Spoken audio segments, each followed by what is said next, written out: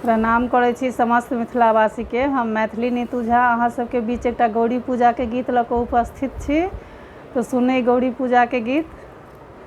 मनसा गौरी राधु गे सुंदरिया,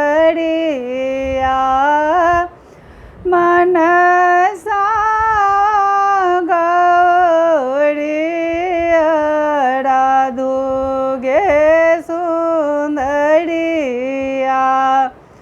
तीनाहि फूल लय गौरी हम पूजब, गौरी हम पूजब, गंगा जमुना सरयू गे सुंदरिया, गंगा जमुना सरयू गे सुंदरिया, मनसा गौरी राधु गे सुंदरिया, तीना सिंदूर लय गौरी हम पूजब, गौरी हम पूजब, मटिया पीपा चिन गे सुंदरिया, मटिया पीपा चिन गे सुंदरिया, मनसा गौरी राधु गे सुंदरिया, तीनाहि फूल लय गौरी हम पूजब, गौरी हम पूजब,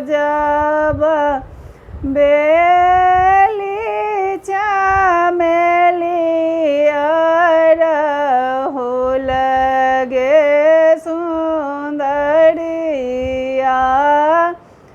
बेली चमेली अरहुल गे सुंदरिया, मनसा गौरी राधु गे सुंदरिया, तीनाहि नैवेद लय गौरी हम पूजब, गौरी हम पूजब, केरा पेड़ा नारियल गे सुंदरिया, केरा पेड़ा नारियल गे सुंदरिया, मनसा गौरी राधु गे सुंदरिया, तीनाहि धूप लय गौरी हम पूजब, गौरी हम पूजब, धूप दीप गुगुल गे सुंदरिया धूप दीप गुगुल गे सुंदरिया